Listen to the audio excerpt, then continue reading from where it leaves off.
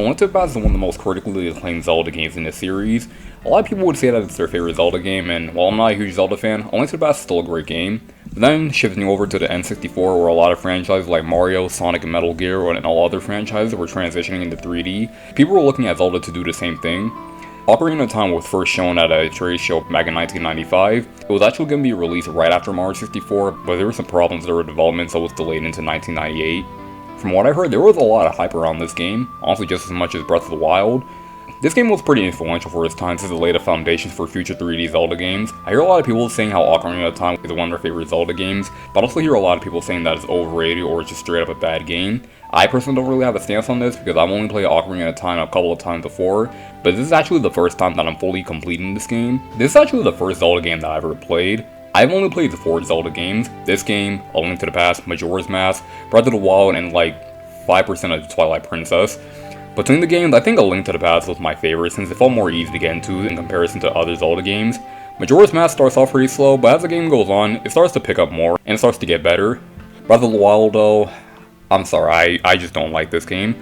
Look, it's a good game, it's just not a 10 out of 10. Like, I like the open world structure of the game, but I just couldn't get into the combat.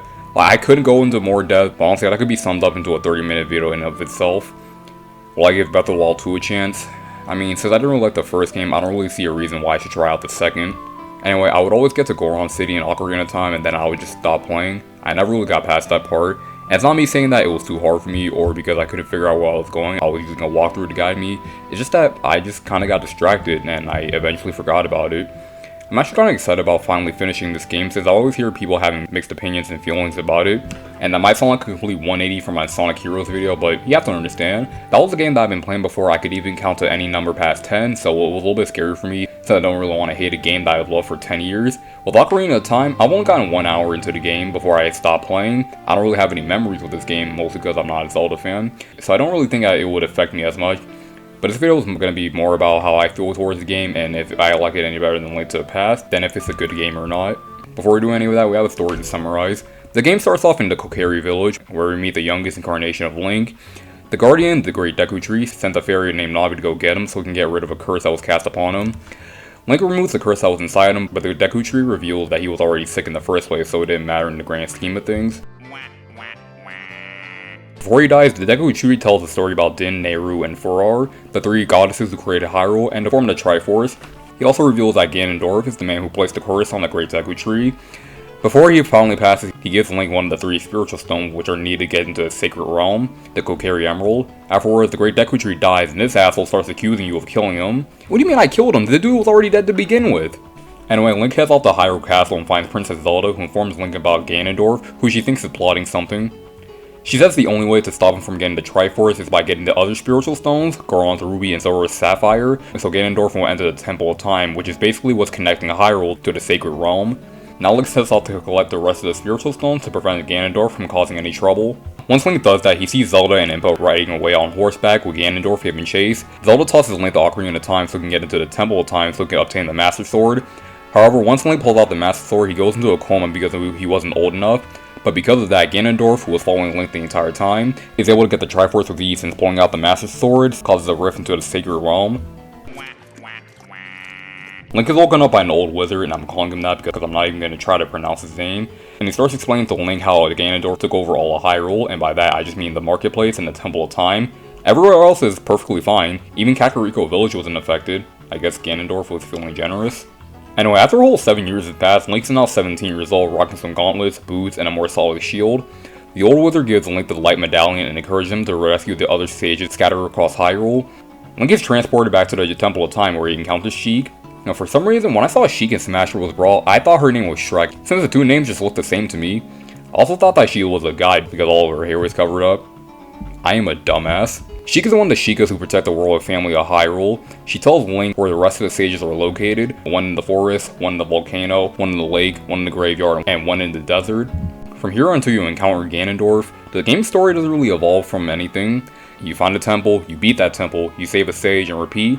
It's only when you get to Ganon's castle where the overarching plot starts getting back on track. Once Link collects the final sage, Sheik reveals that she's actually Princess Zelda in disguise the whole time. She also tells Link that Ganondorf has a Triforce of Power while she and Link have the Triforce of Courage and Wisdom. Zelda gives Link the light arrow so he can defeat Ganon, but literally seconds after, she gets captured by Ganondorf. Will you cut that out? Wow, this guy really loves tracking down people and trying to find their location. Like, I have to file a restraining order on this guy because, goddamn. Anyway, Link finds Ganondorf's castle and the two start battling out for an epic showdown, with Link coming out the window. Zelda and the other sages steal Ganondorf and decide to Sacred Realm, and with no hopes of him returning. Zelda sends Link back to his original timeline so he can live out his childhood. Everyone starts celebrating the defeat of Ganondorf. Link puts the Master Sword back into his pedestal, and Navi just kinda dips. No, seriously, she just ditches Link after he puts the Master Sword back in. Anyway, the game ends with Link and Zelda meeting for the first time again. So that's pretty much it for this game's story. It wasn't until I started recording footage for the second half of the game that I realized this game's story is pretty much the same from A Link to the Past. I just replaced the spiritual stones with the pendants and the 5 sages with the 7 maidens, and it's literally the exact same story. Like, not that it makes it automatically bad though, I just thought I should bring it up. I heard people say that before, it's just that it's something I didn't notice until I got the Master Sword. Overall, I say that the story is alright. It's nothing special, but it's not terrible either. I feel like the premise of the story is pretty cool. I like how we're playing in the game where Ganondorf already won, and instead of stopping his plans from happening, we're trying to not make it any worse than it already is. I love the concept of the story. The story itself kind of leaves a lot to be desired. I feel like the main problem with the game's story is the characterization, or lack thereof. Now, the moments that the game's story just pauses, there's not a lot of character interaction because they're all just small talk or means to an end. The game Goron doesn't really have anything special about him besides how he had depression when you first meet him, and does this goofy ass dance where he plays Serious song for him, and he also names his son after you, but that's pretty much all to him. Then there's King Zora's daughter, Princess Gerudo, who's just a rebellious princess stereotype, and also probably wants to fuck Link because she's always talking about marrying him and everything. Wow, what a story. You two met when you were a kid and now you're suddenly lovers. That just kind of sounds like Nala and Simba from Lion King, now that I think of it. She also gets pretty bitchy whenever you accidentally leave her behind when you're inside Jabu Jabu, and it's like, I'm sorry, I'm out here risking my life just to make sure this dickhead doesn't try anything stupid. Meanwhile, you're sitting here hiding inside of a giant whale ignoring your parents, you're in no position to judge me. There's also Sheik. She's basically just a sitting duck throughout the game. She teaches Link songs to transport from one place to another, but that's pretty much it. And it really sucks, I really love her design too. I mean, it might be because I've seen the way she looks in Brawl, but I just love the mysterious vibes that she has going on. But it just kinda sucks that in her major debut, she doesn't do a lot story-wise. Then there's Saria, who's supposed to be Link's childhood friend, but I don't really feel a connection between these two. Like, she shows up a lot throughout the game, but I feel like there wasn't a lot of character development or interactions for her to feel like these two are best friends. And also doesn't really help that Link is pretty much a brick wall in this game. He doesn't talk, he barely emails, and has no emotional connection to anyone he talks to. Like, he makes a couple of goofy faces, but that's pretty much it. And it's all the more disappointing when he's supposed to represent me, the player, but I just can't relate to him. This guy has the personality of a boulder, and I also feel like Ganondorf's rule could have been executed better. I mean, at least gameplay wise. Before shit gets wrecked, everyone is going about their day, but after Ganondorf takes over, they just act like it never happened. I mean, there are some people who mention Ganon, but everyone else just acts like the entirety of Hyrule wasn't completely decimated. I feel like the best way to fix this is to have villagers in the past having conversations about how Ganondorf is running the kingdom, and then after Link takes out the Master Sword, people would show some resentment towards what happened to Hyrule. It's a small detail, but I feel like it would add more personality to this game's environment. But yeah, I feel like the game's story might be the weakest aspect of it, but let's see how well Ocarina of Time handled the shift into 3D. Ocarina of Time pretty much takes the established formula from the Overhead games and just adapts it into 3D. You play as either young Link or adult Link, and the objective is to navigate Hyrule, go through dungeons, beat bosses, and die. While the gameplay is mostly the same from the last couple of games, the combat is a little bit more refined than it was before. Link can still slash his sword, but in this game, you can lock onto enemies by pressing the Z button. This way, Link can still attack enemies while not losing track of them either. While he's in the stage, Link can also do fast movements like shifting to the left or right or backflips to dodge enemy attacks. He can also do his homing slash that does a lot of damage, and it's not always accurate, but it's still pretty fun connecting hits with this. And there's also no better feeling in this game than backflipping or dodging an attack and then coming back at them with a death slash. It's so satisfying to do. When you lock onto something, Navi can give you tips about how to defeat enemies and other stuff. I know people love to meme on how annoying Navi is, but honestly, she's pretty cool to me at least. She's only annoying when she tells you that you should go to this place when you're already on your way there. That, and she's also pretty loud too. But maybe I'm just lucky that she didn't bother me that much in my playthrough, but she isn't that annoying, guys. Anyway, Link has a lot of items that you can use in this game, like arrows, boomerangs, sticks, the ocarina, and more. You can also get powers from the 3 stages like Din Fire, which creates a huge fire explosion around you, and doesn't need to get into the Shadow Temple, Nehru's Love, which forms a barrier around Link, but I never really used it, and Aurora's Wind, which makes a warp point, which is pretty useful for a lot of these dungeons. Even the hookshots in this game, and it's about as useful as it was in A Link to the Past. You can get upgrades for it too. In A Link to the Past, you can only hold on to 1 secondary item. In this game, you can hold on to 3 other items. Since the sword and the shield have their own separate buttons, you can also have 3 other items on standby ready to go when you need help. I mean, you're going to be switching into your inventory a lot, but it makes tackling enemies and bosses more convenient. Hyrule this time is massive, not only because of the graphical update, but also because of the 3D shift. There's a lot of things to do in this game. With all the areas in this game, I think Ocarina of Time might be bigger than any Zelda game at this point. But because Hyrule is so big this time, it comes with a couple of problems. So if you want to know my biggest problem with Ocarina of Time, it's just that it's so goddamn tedious, and time consuming too. Let me get into more details. You have the option to do side quests in this game like collecting heart pieces, the golden scatullas, and getting other items like the big Koran sword, which outright just punishes you for trying to take a shortcut. Like, look how much time I had left, all because I walked to the Death Mountain Trail. There's also some stuff that you can do in the past that affects the future, like learning Epona song so you can write her as adult Link, and playing the magic beans in some places. You can put the Master Sword back into its pedestal to turn back into Young Link, and you can take it back out to turn back into Adult Link. For some people, this could be seen as a fun way to increase game time, or just in a monotonous game of going back and forth and forward and back, and then forward and back, and then go forward and back, then put 1 foot forward. I collected all the heart pieces in A Link to a Past, but since Ocarina of Time is a bigger game, it takes a long ass time to do side quests in this game. What could take me 30 minutes to do in A Link to the Past can take me hours in this game. Like, A Link to the Past can take about like 6 to 7 hours if you're going for everything. I didn't even get everything in this game, and all the footage I recorded was close to 20 hours long! I mean, I'm sure if I ever come back to this game, I'll finish it quicker, but goddamn, just goddamn. God, and I haven't even talked about how traveling Hyrule Field is like. Link might have a lot of weapons in his arsenal, but he has the pace of a snail in this game. While Hyrule's massive in this game, it's also overly spacious too. And it doesn't really help that there's not a lot of personality in these landscapes. I mean, it looks pretty nice for a game that's over 20 years old, but it still looks pretty lifeless though, since you can't interact with anyone here. At least with Adult Link, you could ride Epona to get somewhere faster, or use the Ocarina to warp to certain points. But as Young Link, all you're doing is slowly walking from one place to another. I mean, you could just side hop repeatedly, but then you have to listen to Link screaming like he's getting a fist crammed up his ass every time he jumps.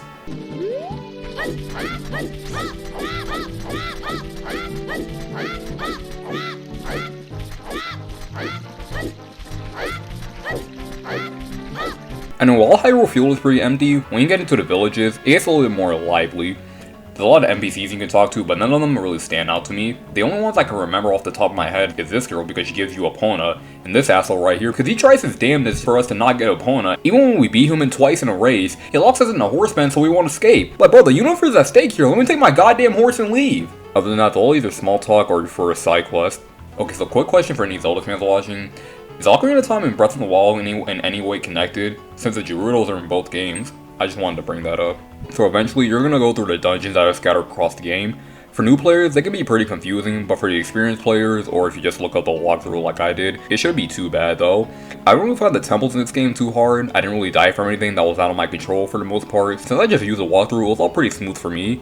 I do think that some of them are pretty goddamn long. I don't know if it's just because I'm a little bit out of touch with the series, but I don't remember dungeons taking me this long in A Link to the Past. Some dungeons in this game just seem to go on forever, and I think we all know where this is going, so I'll just get to the point. The goddamn water temple. People who played this game hit the water temple a lot, and it's really no wonder why. This temple took me the longest to complete. I don't think that it's the rising and lowering of waters is the reason why people hate this temple so much, because to be honest, I don't really have a problem with that.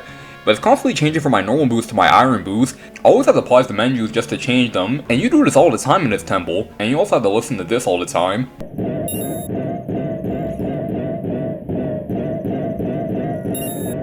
This temple also has a lot of moments where you're constantly looking for something, then you find out that it's right in front of you, and you start feeling like an idiot for not noticing it earlier. That is all over this temple. I'm not losing my shit here because there wasn't a time in this dungeon, or in the rest of the game for that matter, where I didn't look up a walkthrough. And you know what? I don't want the fire temple either because it just never knows when to end.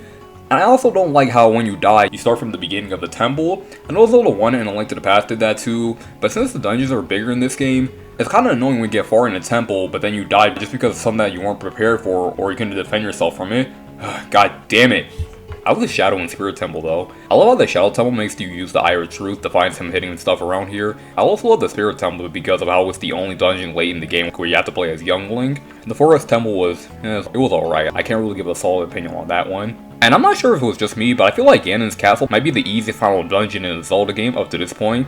Because by the time I got to the final boss, I took no damage whatsoever. I don't know, maybe it's just me. Anyway, you can find a boss key in a dungeon, so you can face off against that dungeon's boss, and they're kinda all pushovers.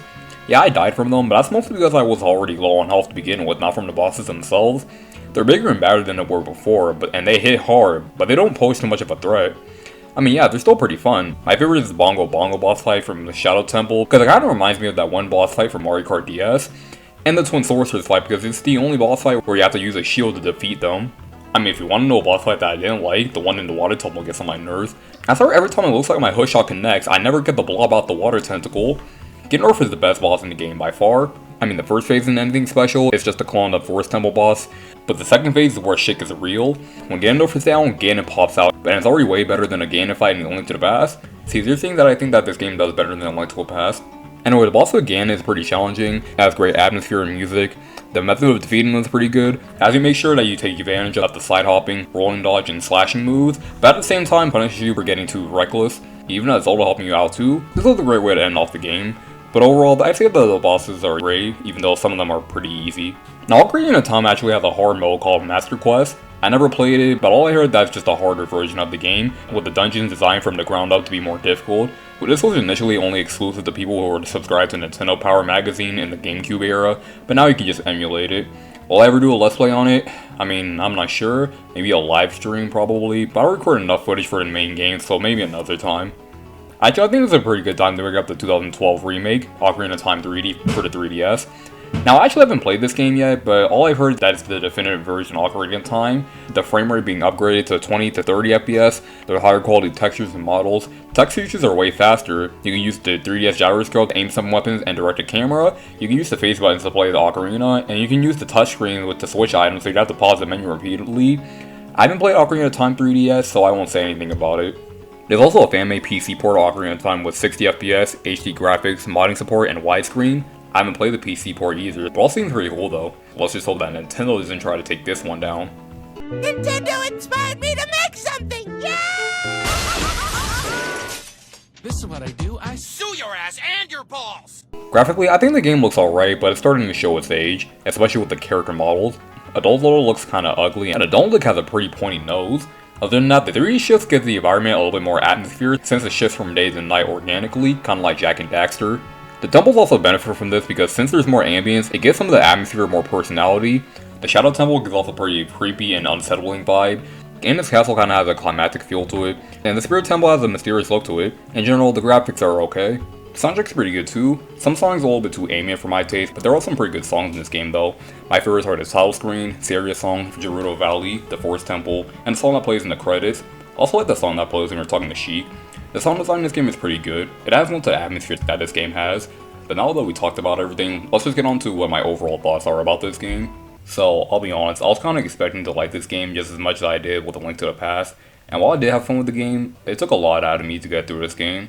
I was thinking that I could just bum rush this game through a weekend, and that wasn't really the case. I feel like Ocarina of Time needs a lot out of the player. I don't feel that way about Link to the Past. I can just pick up and play that game and not feel drained afterwards. I don't think that the game's overrated, I just don't really agree with all the praise that it gets. I'm not trying to downplay the impact that Ocarina of Time had on the series and 3D gaming in general. I feel like that it made the jump to 3D pretty well, and while it does have a couple of shortcomings, I don't think that it makes the game terrible. It's aged very well, and it's great that the game exists in the first place, because if it didn't, other Zelda games that people love today wouldn't be here. The game deserves to be remembered as a classic, but if I'm talking about what game I would rather play, I'm going to A Link to the Past with no hesitation. I just think that it's way more accessible to newcomers, and it's a game that people should play at least once. Ocarina of Time is still a great game, but I just don't really see myself coming back to this one as often. Maybe there's a reason why I never fully completed this game until now. Alright, finally got this video done. Sorry for taking so long to get this video out, I just didn't think it would take me this long to beat this game. But now that we've got Ocarina of Time done and over with, the next two videos are going to be on some newer games, and with some other games coming out later this year, the Marathon poll for which series gets a look next, and Spiral Month coming up in September. I can already tell you guys that the rest of this year is going to be filled with content. But with that being said, thank you guys for watching, and I'll see y'all next time. Peace.